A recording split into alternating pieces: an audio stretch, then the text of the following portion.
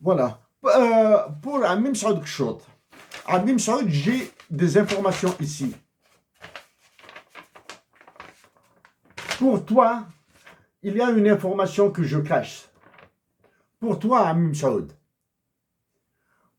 Ça fait 2 jours depuis que je réfléchis. Est-ce que je dois mettre l'information que je cachais avec mon... Est-ce que je dois parler de cette information? L'information que je cachais avec mon doigt.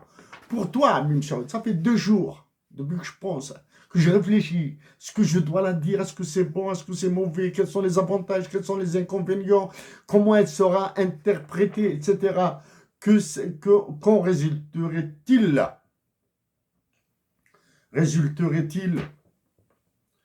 de cette information si j'en parlais? Donc, Amim Saoud, Louis هيك Amim Saoud. نخبيها وما نهضرش عليها. Donc, je fais ça.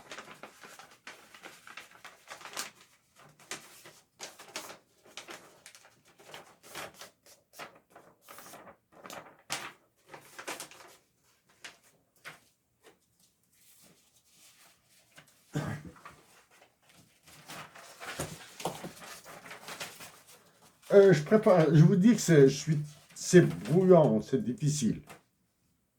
Difficile.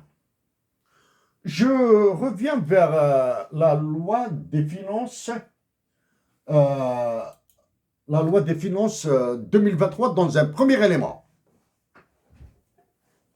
Élément 2023. À la page 41 de la loi des finances. Numéro de compte. C'est le seul, hein, c'est le seul exemple. J'en ai parlé, hein, mais après je vais le reprendre dans le détail. Du moins, je vais le reprendre dans le détail. Je vais chercher. Le compte 303 508 00 /002 avance au Trésor français, convention du 8 août 1974. Ce compte retrace les avances consenties au Trésor français en application de la convention, etc. etc. Je n'ai pas le temps pour tout lire là. Loi des finances, vous prenez, vous lisez. Bon. De quelle avance? Ça, c'est au moins convention de 1974. Il y a quelque chose, il y a de l'argent qui part en France. D'accord?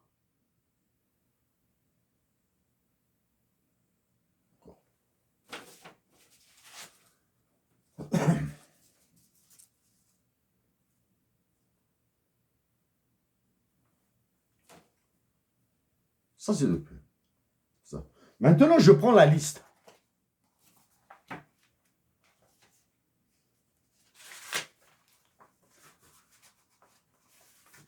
J'inclus. C'est une liste. Il y en a d'autres. Hein. C'est peu là ce que j'ai fait. Le rapport Algérie-France et l'écrasement d'Emmanuel Macron de l'Algérie, qui a fait de la présidence sa conciergerie, et des généraux algériens, ses soldats, c'est Jounoud, puisqu'il refuse de s'exprimer sur l'article 6 de l'OTAN. Question non soulevée dans l'interview du Figaro réalisée par Yves Tréhard. Lors de la réélection d'Emmanuel Macron en France, des Algériens occupant un rang officiel ont dit qu'ils éviteront d'appeler à des actions contre Emmanuel Macron, action politique, hein, c'est-à-dire à l'abstention ou à voter contre Emmanuel Macron de l'électorat français d'origine algérienne. Alors que lui, il ne rate aucune occasion pour avilir l'Algérie.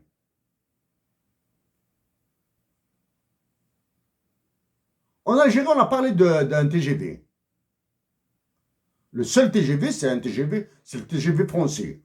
Maintenant, j'ajoute à la lecture de l'interview publiée par le Figaro, j'ajoute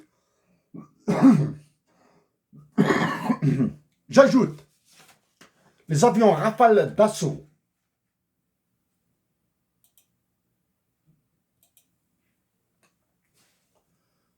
J'ajoute les avions Rafale d'assaut Ok.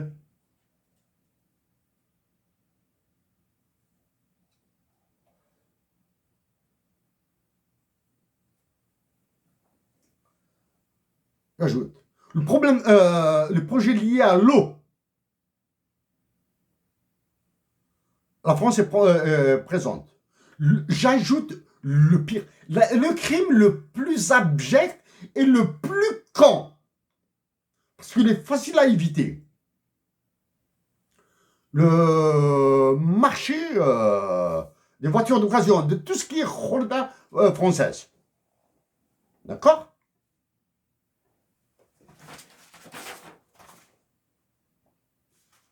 Donc, le TGV, l'aviation d'assaut, les avions de chasse d'assaut, les sous-marins nucléaires. Je signe et je persiste.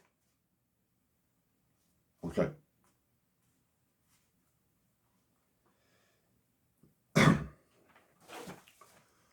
Je dis, dans la loi des finances 2023, il a été focalisé sur l'augmentation faramineuse du budget de la défense nationale. Il n'en est rien. Voici le budget de la défense. Voici les évolutions de 2020, loi des finances 2020, 2021, 2022, 2023. Pour la loi des finances 2022, j'ai publié une analyse détaillée avec des précisions par le Centre de recherche sur la mondialisation. Donc ça, ce sont les lois des finances 2021, 2022, 2023. En gris, c'est 2023. Voici la variation des dépenses de 2020 sur les 3 années pour la présidence, le premier ministère, la défense nationale, l'intérieur, l'autorité des élections et la justice. Bien sûr, j'ai caché cette information. Donc, c'est la présidence et le premier ministère qui ont connu les augmentations, les variations plutôt, les augmentations relatives de budget les plus importantes que la défense nationale. Donc, l'élection présidentielle pointe vers l'été, fin de l'été, anticipé, hein, vers la fin de l'été, début automne. Maintenant, ça c'est pour l'élément loi des finances. Okay? J'ai dit la disposition, l'article, le compte, etc. Et j'ai dit le compte de les dépenses, les variations. Maintenant, je vais les dire en chiffres. Au taux de change du dollar américain d'hier, au taux de change du taux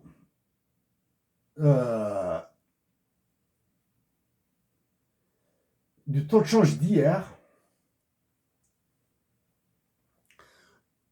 dollar dinar, hein, qui est de 136,47 dollars US. C'est sur le marché international. C'est un taux des marchés internationaux que j'ai récupéré. OK? 136,1 dollars US égale 136,47. La présidence de la République a eu en 2021 l'équivalent, hein, de 67,8 millions de dollars. En 2022, elle a eu 111,3 millions de dollars. En 2023, 648 millions 71 268 dollars. Voilà. Si nous considérons, d'un point de vue statistique, si l'espérance de vie à la naissance des Algériens est de 78 ans,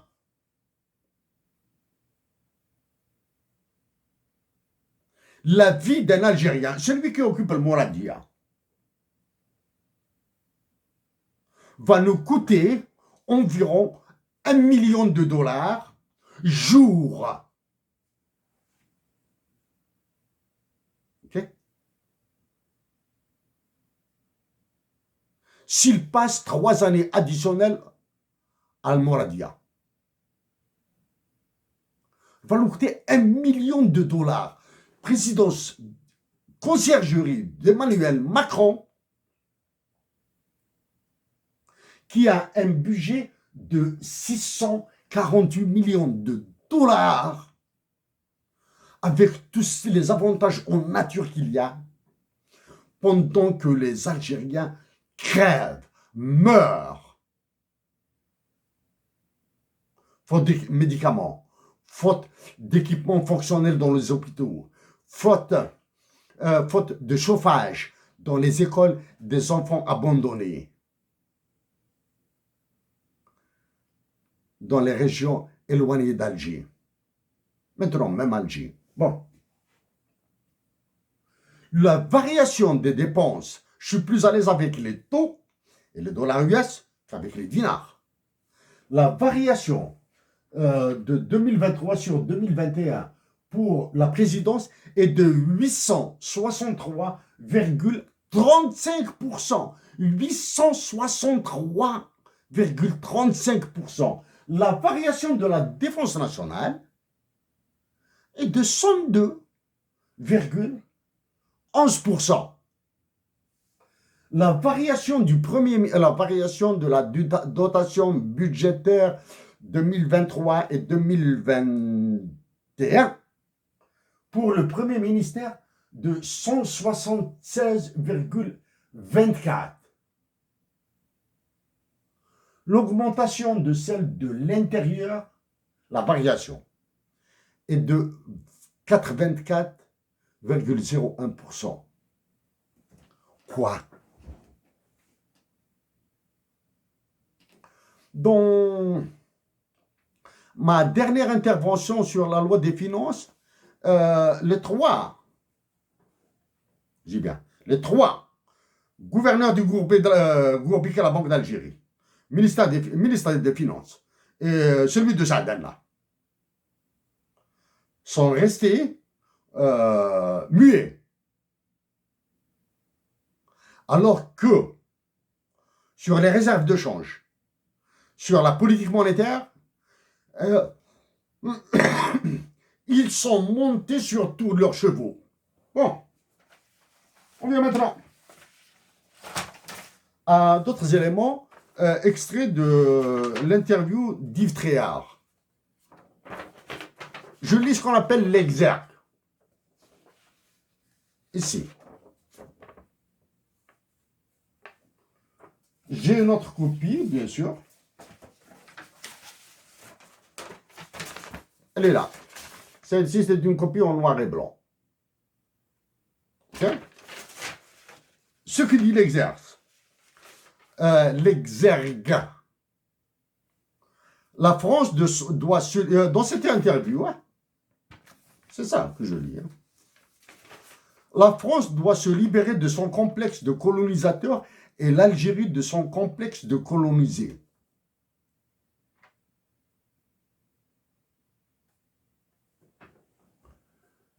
La France doit se libérer de son complexe de colonisateur et l'Algérie de son complexe de colonisé.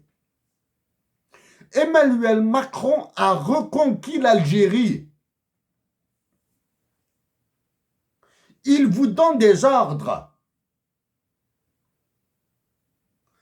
Et l'Algérie de son complexe de coloniser. L'Algérie n'a aucun complexe de coloniser. Ce sont les Algériens patriotes, je dis bien, ce sont les Algériens patriotes qui respectent les révolutionnaires qui les ont libérés, qui sont redevenus, qui n'ont jamais cessé d'être décolonisés à cause de vous.